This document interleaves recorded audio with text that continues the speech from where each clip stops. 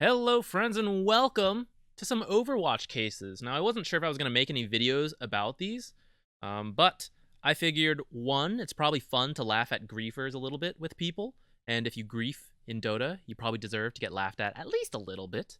But two, very often, a lot of the cases I see are actually just people playing poorly. So I thought this could be a cool educational moment where honestly, sometimes flame is legitimate. Or like, it's not okay to be toxic, but the critiques are real. So let's see. Let's see what we get. We'll laugh at griefers, and if it looks like someone who just doesn't know what they're doing, I'm going to explain to you guys why whatever they're doing may be bad or where they could improve on, or if they're right and the team is wrong. So let's get into it. All right, we have an OD offlane Archon. Items do not look typical. Who is he playing against? Drow, maybe? Yeah, Drow. Maybe this is legit against Drow. She's not 6 yet, though, so you don't really need the armor. I mean, you kinda, but I don't feel like this is the build. Skill build. Usually you actually max Astral Imprisonment, guys. So right now, what is it? Feeding? Ooh, what's his score? Have you ever seen a man feed without ever dying? I'm bringing you new techniques, guys. All right, so it looks like it's a rage report potentially, but I will say this skill build, or sorry, this item build, not really typical of an OD offlane. Usually you rush the Meteor Hammer, and then the skill build, yeah. I think Astral maxing this first is a lot more common, unless you really need help with the last hits, which maybe with the Arcane Orb change is now the new norm. So actually, let's double check. No, yeah, okay, so Dota 2 Pro Tracker still says the typical build is Astral Imprisonment, and you kind of rush Meteor Hammer. So right now, skill build, not really the best. But this does not look like feeding, so far, not guilty. Let's actually just jump to the next markers. Let's see what this guy gets reported for. Not feeding yet. Have we fed yet? Okay, 241. You know, it's not the worst. You got an 074 Tiny and a 383 Lich, you know, so 143 Ursa, you know, so 2, 4, and 1 on a core. It's not the worst thing in the world. All right, but this is kind of bad though. So yeah, guys, this skill build pretty bad. Astral's really good because you steal mana, and then with your larger mana pool, you do more damage with your Arcane Orb. You kind of combine these two, and because you have a larger mana pool, your Essence Flux also restores more mana. So this is almost always maxed first. And then rushing this Bloodstone is... we can't move this thing to click on Bloodstone here. We'll have to go through here. This is Bloodstone. How come I can't look at items? Alright, I'm pretty sure this builds into Bloodstone is what he's going for. I'm not actually a core player, so to be honest, haven't built Bloodstone in ages. No idea what the buildup is, but I'm pretty sure this is it. I wouldn't say this is feeding, though. I don't know what he's doing right now, though. Team's losing pretty heavily. This isn't a turbo game, right? 24 minutes? No, this looks pretty reasonable. Yeah, you don't really need Octarine on OD. Your mana issues don't exist. This does give you a bigger mana pool, which is cool, but you don't really need spell lifesteal, because I don't think it even works off Arcane Orb. That might be something we test, and I'll do a little pop-up here. Pop-up here to tell you guys that you can actually spell steal off of your Q, and of course your W, and your ult if you were to drop that. In the end, though, I still don't think it's really worth it. Off your Arcane Orb, don't forget, as you use up mana, it does drop, so then the amount you're actually spell stealing off of isn't that great. Yeah, the ult, kind of cool. Solid heal in the middle of the fight, combined with the Bloodstone. But this is a real expensive item. 5,950 gold, the buildup, not that great. He's not a hero that needs the mana. So that's like half the reason you buy Bloodstone. So for 6,000 gold, you could have like Meteor Hammer, Blink, and something else. Meteor Hammer, Aether Lens. Meteor Hammer Ags almost a little more expensive.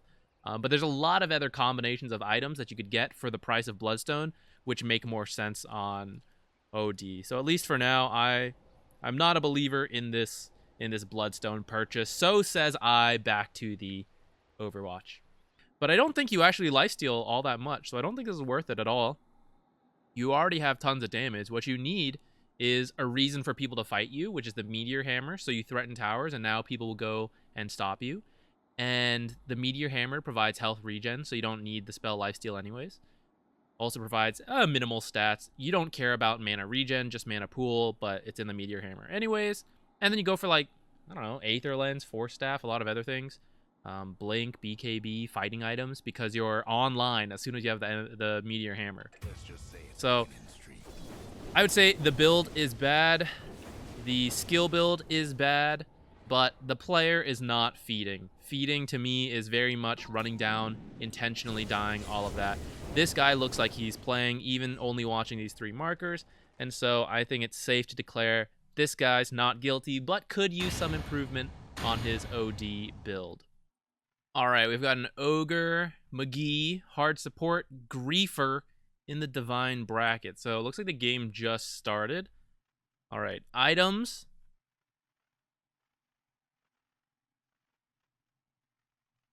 This is Divine, so I don't expect the greatest itemization in the world. But to be honest to you guys, this looks like, I guess this is OD4.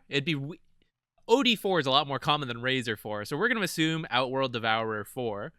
And it's double melee versus double ranged. And not just 2 ranged heroes, 2 ranged heroes specialized at oppressing melee heroes. So this lane sucks for Lifestealer and Ogre. So thinking about that, I don't think there's any amount of spells and right clicks that you can do to make this lane playable. And I kind of think he might need a Windlace to dodge as much as possible, try to, you know, occasionally you walk in, ignite, right click, but then you got to get out, and you got to get out fast. Get out before this Razor steals too much damage, get out before this OD just like blasts you a ton. So I feel like Windlace would be a better build. That's of course not griefing though. So yeah, you're like trying to trade with the Razor here. We can see he's losing all his damage. Can't really, you want to fight with 24 damage? You know, probably not. Looks like we've got some pings going on between the two already. So what I think you should actually do to play this lane, guys, it looks like, oh, we don't have the minus the go back 10 seconds. So actually, we need to go back a little further. So right around here, after losing your damage, and if you take a look, this lane's already pushing up. It's not the worst, actually. It looks like, okay, well, this creep's going to die, and this creep's going to die, which is going to leave 4 versus 1. So this creep is almost going to die before these 2 catch up. So even if they were all here, it's still like 3 versus 4. So the Radiant lane is pushing. Sorry, guys. Can we get rid of this Razor noise? Hello, sir? All right, guys. Sorry, the Razor noise is just there. But once you identify that, so this is actually the time to pull. You notice he's just been like standing around not doing anything. He should have actually walked over here and done, oh, the noise is gone, thank goodness. He should have done a pull here. I can't tell. We can't, I don't have the same abilities as I usually do in replays, but this camp right here, the small camp, should be pulled into this wave. Probably a half pull into a stack at 2 minutes. Because you're just not, look at this. This Lifestealer's almost dead. The Ogre had no damage. He's sitting at full health though, so it's now his turn to come up and take the beating and, you know, salve this Lifestealer. But this is just not a lane you can play, and you just have to do a lot of pulls. Come in, sacrifice your life a bit, like let them focus you instead of the Lifestealer, and then when you're about to die, you know, not like right at the edge, but like, you know, like half health, and then you walk away in tango and do these pulls. In Divine bracket, yeah, you can totally get away with it. They'll just keep hitting the Lifestealer. These dummies in this in this bracket. Sorry, I just like insulted everyone watching this video. But yeah, you guys don't, the core players here, and sometimes the fours, they just don't always keep up with the pulls. So you can definitely get away with a lot of pulls. I know I did when I was in Divine. So I think that's how this lane has to be played. Let's watch the rest of it. Let's go back to his perspective. Yeah, Lifestealer might be, maybe Lifestealer's the one that reports him for not really doing much. Although Ogre looks like he's pinging the Lifestealer. You'll notice they aren't doing much. You can't do much in this lane. That's why you have to go pull. This is why you can pick a weak 5, but it's very hard to pick a weak 4.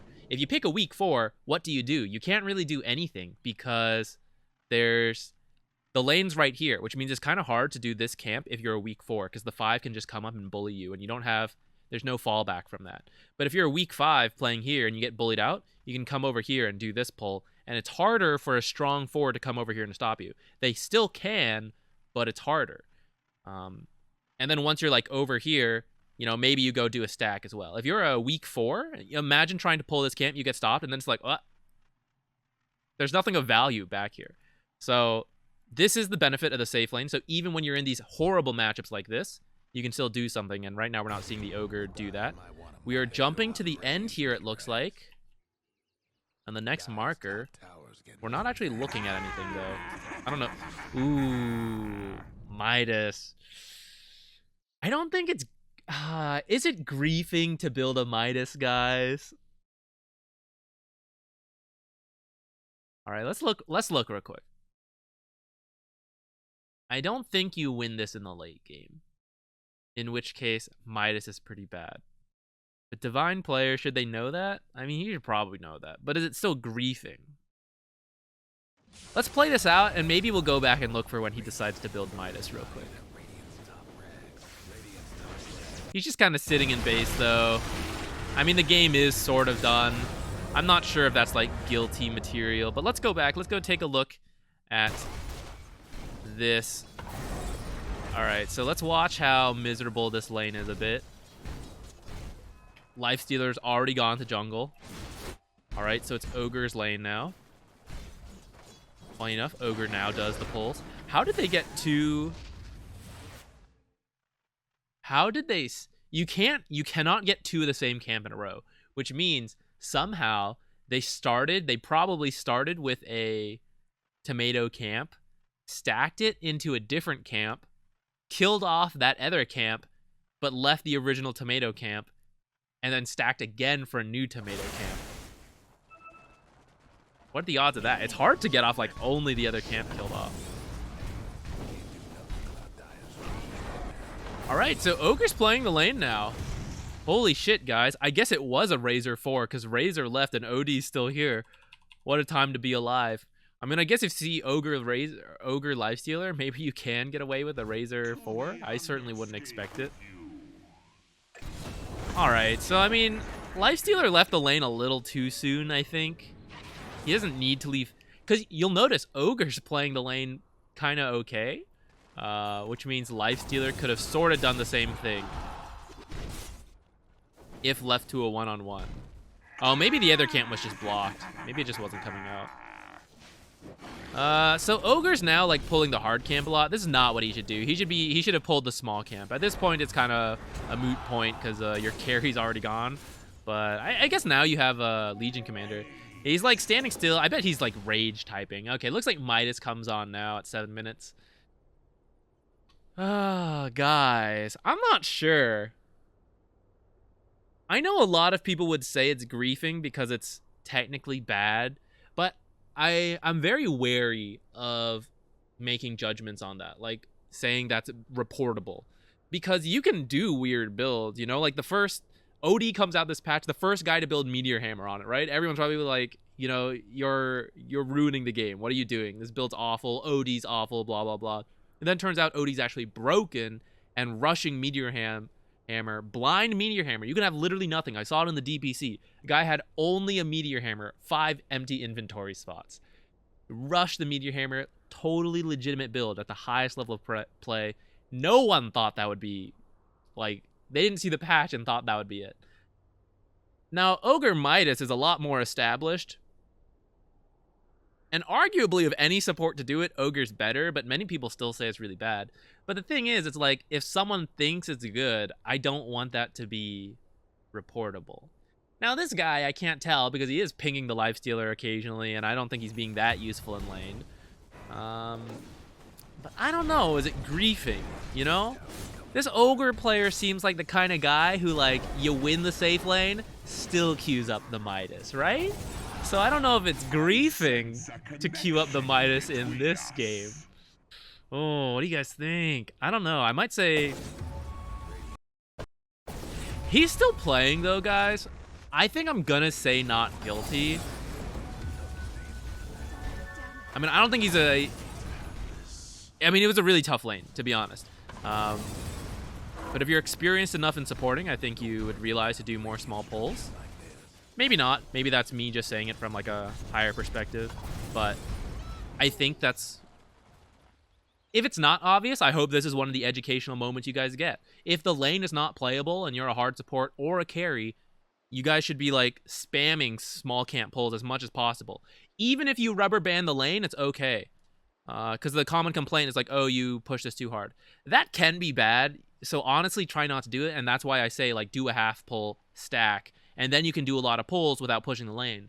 But if the lane is pretty bad, but also has moments where it's playable, which Lifestealer with Rage can sort of deal with some of this magic damage in bursts, then rubber banding the lane's okay. Because when you have, like, 8 creeps pushing up, OD and Razor aren't really going to fight you. They shouldn't, because you have so many creeps there to protect you. And then as it pushes up and then, like, it's over here, where do you think OD and Razor are going to be? They're going to be up here farming the 8 creeps. And then you do, like, another pull here with the hard camp or your stacked small camp, something like that. Or maybe it's not stacked and you just do a pull. You deny 2 creeps and get some farm here. Maybe do something with a hard camp, get some farm, deny more creeps. And then it rubber bands back into you. 8 creeps push under tower. As long as they can't dive and kill you, you are now getting, like, 8 creeps of blast hitting. So it's better to rubber band when, like, if you just played the lane, which I think this is one of them. If you just play the lane right here, even though Equilibrium's really close to your tower, if it goes anywhere between here and here, I think you're just losing to OD and Razor. I don't think you're ever...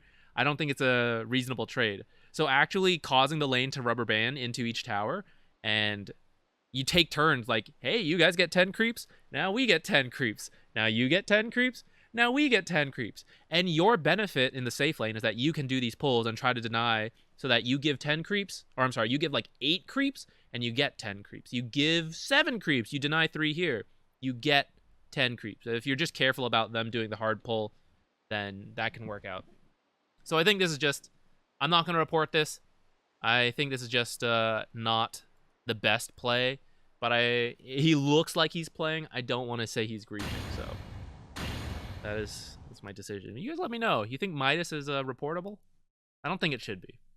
All right, third one. Let's see. We got a Pugna Legend mid laner reported for griefing. I don't think this is a turbo game. The levels are... Actually, the levels are a little on the high side, so it could be a turbo game, but there's also been a decent amount of kills, so it might be a normal game. We'll see. This looks like a normal amount of items for a mid laner at 18 minutes. Skill build looks all right. Though, actually, I will say, I wouldn't expect... This is the kind of mistake I think would be reasonable in Legend, but look at the mana costs on the enemy team, particularly this Skywrath, Lina, and OD to an extent. His Arcane Orb actually doesn't proc Pugna Ward, so that one's not true. But Astral Imprisonment and Sanity's Eclipse are kind of expensive. These guys, not so much, Slark and Clockwork. But especially the Skywrath and Lina, you could make a case where getting more points in Nether Ward, pretty good. But having said that, this is still pretty reasonable, so I think it's fine.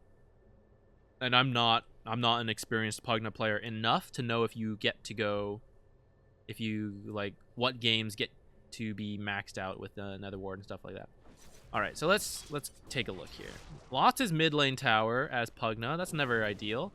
Looks like the safe lane tower also dead. See, this OD knows the build. He's got the Meteor Hammer. Maybe that's why it fell. Though it looks like Lina was the mid laner because she has a lot more farm and higher levels.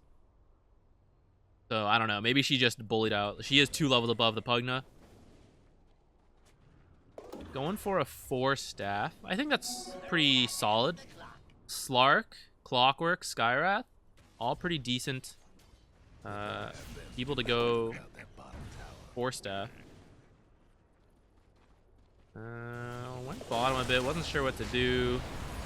I don't know what. I guess he was coming here to farm.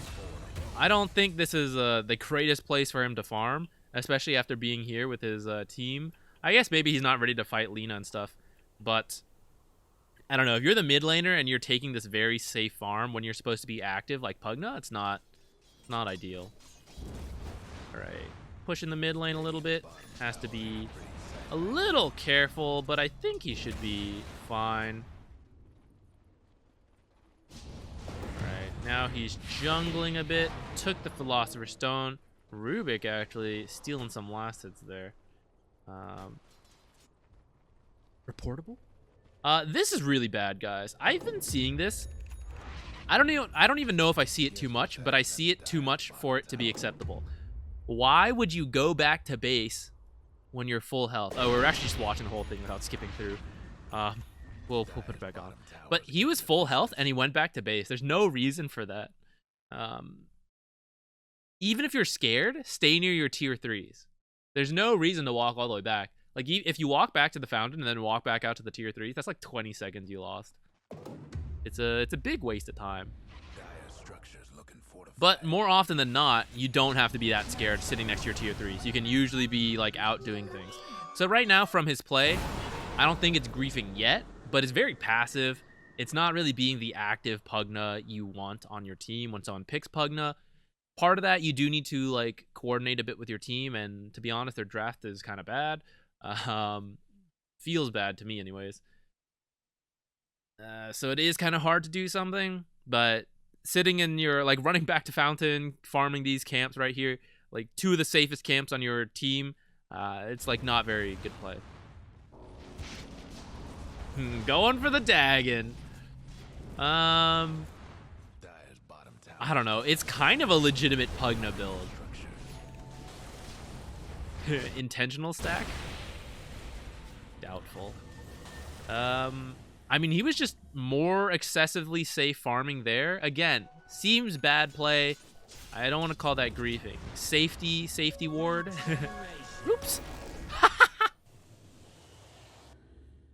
Guys, you ever accidentally try to life drain a range creep that you've blasted with your Q, even though you could just auto attack it once, and then in shame, you instantly dagging that creep before he can tell all his friends, like, oh my god, did you see that Pugna? He thought he could kill me with a single nether blast, didn't think to auto attack, tried to life drain and screwed it up, so he daggened him.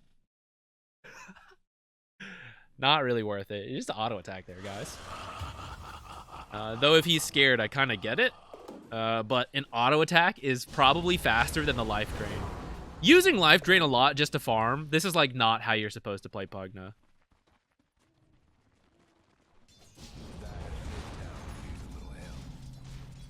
All right. Oh, it just stopped. All right, guys. Verdict. So if we even jump over here, I bet we can see. Oh, he's being active here, actually. Let's watch this a little. The first case of activity we've seen from him. Oh, it took the tome. Oh, no. Pugna, how could you? Now, the supports are pretty high level this game, to be honest, so they don't really need the tome. Maybe this is a turbo game. These seem way too high. Is this a turbo game? Shouldn't he be richer at 20 minutes if it's turbo?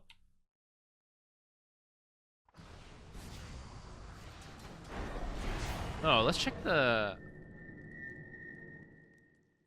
No, this is how much health towers usually have. I don't remember their default armor, but I think this looks right. I feel like this is a regular game. I don't know. I can't tell. Is there a way to tell, guys?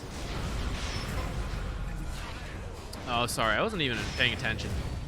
A Rubik getting some good steals, but also like stealing some farm a bit sometimes. Though Pugna shouldn't really be there farming either. Like in super safe places the whole game for everything we looked at. Ah, Rubik, sir, you've gone too far. Slog's actually just gonna let him go. Okay. Yo, Pugna, you gotta be looking around, doing stuff. What's going on here? Right back to the safe farm. Okay, I'm done. I don't think it's intentional griefing. This is just bad play though. One person gets to farm in the safe area on your team. You can't have everyone farming there. So then the question is, who do you need to guarantee farm to? Is it a Pugna or the PL? You know? So when you have a hero like Bounty Hunter, you want to be playing really active, looking for kills, getting the track gold. And if you're a Pugna who's really good at pushing, you want to be doing that too and taking towers. So I don't think it's griefing, but it's bad play. All right, I think we're gonna stop there. Let me know what you guys think of this. If you think it's worthwhile to keep doing this. If it's we didn't get a laugh at any griefers this time, so maybe we need to do at least one more episode to get to laugh at some griefers. But if you find this educational and helpful, even though we're put in like a random case, but we can still kind of see what they're doing wrong. It won't always be support just because I have no control over what. Well, actually, if you guys want it to be only supports, then I can just not include the other cases. But if you find it useful to see the core roles, learn a little bit about like that, let me know. We can keep doing these because these are fun. These are easy to do. Let me know. All right. Thanks for watching, guys, and I'll see you in the next video.